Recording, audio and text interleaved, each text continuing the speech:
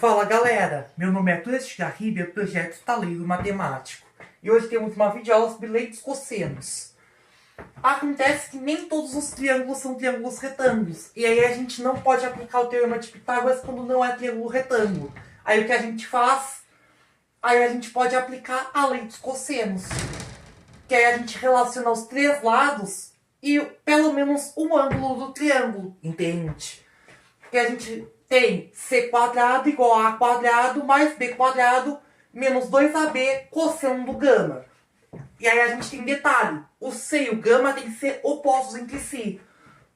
O gama tem que ser oposto ao lado cujo quadrado está isolado, entende? O c e o gama tem que estar opostos entre si.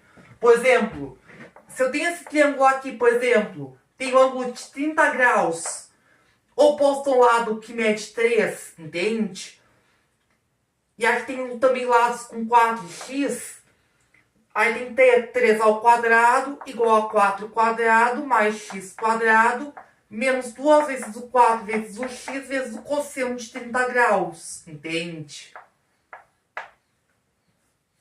É assim que eu tenho que aplicar a lei dos cossenos nesse caso. Entende? Essa é a montagem da lei dos cossenos para esse caso. Entendido? Nem sempre o x vai estar isolado. Entende? E muitas vezes pode resultar em raízes estranhas, entende? Em bascas loucas, entendido? Entendido, galera? Eu vou apresentar aqui a demonstração da fórmula, tá certo? Lembrando que eu estou demonstrando a fórmula apenas no caso do triângulo acutângulo, entende? Mas a demonstração é análoga para os demais casos, do triângulo obtusângulo e no triângulo retângulo. Lembrando que no caso do triângulo retângulo, quando a gente está com o caso do ângulo reto, o cosseno de 90 graus é zero. E aí vai acabar se reduzindo ao teorema de Pitágoras, entende? Que aí a gente está aqui traçando a altura do triângulo, entende? A altura sempre forma 90 graus com a base. Aí a base escolhi como lado A. Aí fiz aqui o teorema de Pitágoras aqui no lado esquerdo e no lado direito da altura, entende? Aqui o teorema de Pitágoras resultou em b quadrado igual a h quadrado mais m quadrado. Aí isolei o h quadrado. E aqui na outra parte, c quadrado igual a h quadrado mais o a menos m quadrado. Aí substitui o h quadrado, entende? Pelo que eu obtive na outra expressão. Eliminei o m quadrado, que está oposto. Obtive o cosseno do gama, entende? Que é o nosso ângulo que obtivemos. Substituí o m pelo o m que a gente obteve, m igual a b cosseno do gama. E obtivemos, no caso, a expressão da lei dos cossenos. C quadrado igual a quadrado mais b quadrado menos 2ab cosseno do gama. Entendido? Entendido, galera? Dessa forma, a gente conseguiu demonstrar matematicamente a lei dos cossenos. Entendido, galera? Vamos fazer um exemplo? Vamos! Vamos! Vamos! Vamos! Então lá vai, galera, um exemplo. Vamos determinar aqui x, 8 raiz de 3 centímetros e oposto desse lado de 8 raiz de 3 centímetros, o ângulo de 30 graus. Ó, oposto ao ângulo, temos o lado de 8 raiz de 3. Como nós temos a unidade compatível, então vamos ter, ó, entende? Ó, vamos ter 8 raiz de 3 ao quadrado, entende? Igual a x quadrado mais x quadrado menos 2 vezes o x vezes o x vezes o cosseno de 30, entende? Então vamos ter 8 raiz de 3 ao quadrado vai dar 64 vezes 3, entende? Igual a x ao quadrado mais x ao quadrado, 2x ao quadrado menos 2x ao quadrado vezes o cosseno de 30. Aí buscar a trigonometria, que é o seguinte, seno e cosseno, 30, 45 e 60. Ó, 1, 2, 3, 3, 2, 1, todo sobre 2. A raiz vai no 3 e também no 2. Cosseno de 30, raiz de 3 sobre 2. Então, a gente simplificar aqui, então vamos ter 192 igual a 2x² menos x² raiz de 3. Então, 192 igual a 2 menos raiz de 3x². Vai dar um número meio estranho, mas x² igual a 192 sobre 2 menos raiz de 3. Que aí vão ter que racionalizar. x² igual a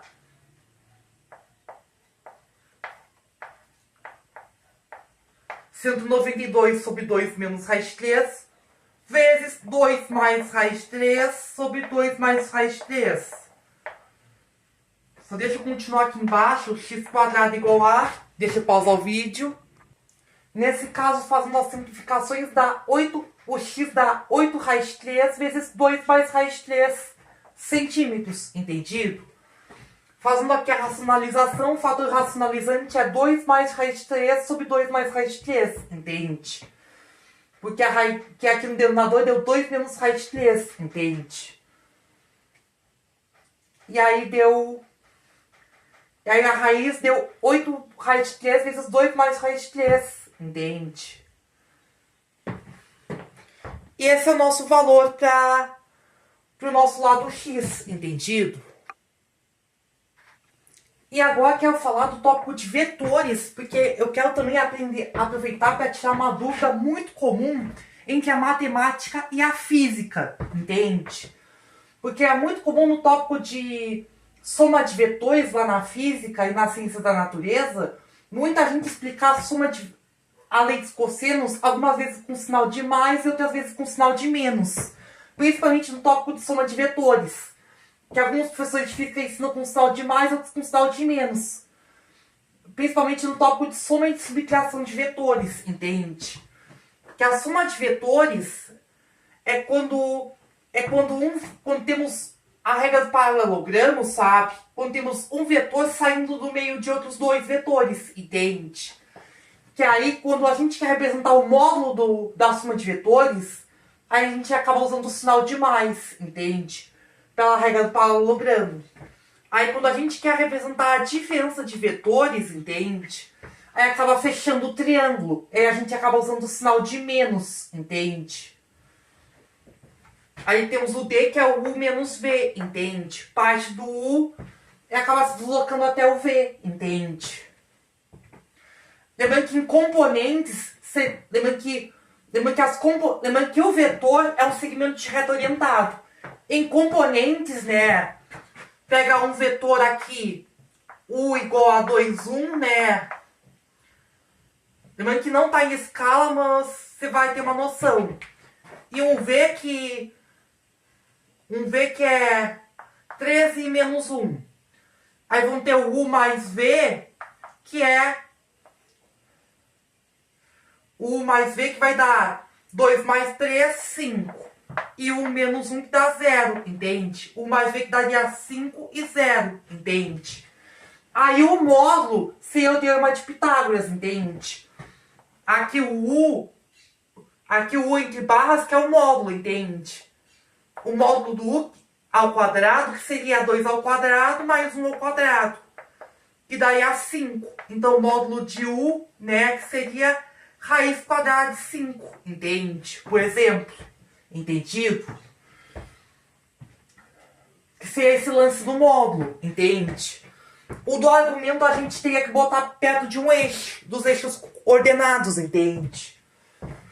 Mas é que eu falo dessa questão da questão do ângulo, porque é o seguinte, porque nessas construções é que existe uma coisa na trigonometria circular, que o cosseno de 180 graus menos o θ é igual a menos o cosseno do θ, entende?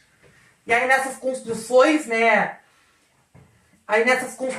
Se eu faço algum deslocamento nesse vetor, aí é possível conferir a validade da lei dos cossenos, que permite trocar o sinal disso aqui, entende? Na verdade, essas relações aqui, as duas estão corretas. Só que um por causa da soma e outro por causa da diferença. E isso acontece por causa da própria geometria do paralelogramo, entende? Ó, que a soma dos 4 ângulos internos do paralelogramo tem que dar 360 graus. E aí as possibilidades são θ, 180 graus menos θ, 180 graus menos θ e θ. E para a trigonometria circular, cosseno de 180 graus menos θ é menos cosseno de θ. Entende? Aqui é a diagonal da soma e a diagonal do vetor diferença. Para os vetores U e V. Entende? São definidos pela regra do paralelogramo. Entende? Aqui o vetor soma, que é uma diagonal do paralelogramo. E aqui o vetor diferença. Entende?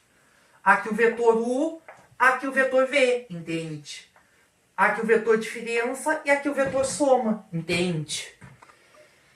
Assim a gente consegue esclarecer a nossa confusão que muitos professores de matemática e física acabam causando nos alunos, entende? Quando abordam a lei dos cossenos, entende? Que o sinal de mais é por causa da soma de vetores. E o sinal de... quando parte um vetor soma do meio entre dois vetores. E o sinal de menos a lei dos cossenos por causa do vetor diferença, que fecha um triângulo, entende? Coincidindo com a lei dos cossenos normal da matemática, entendido? E por aqui encerramos, galera. Tchau, tchau, gente. Nos vemos na próxima.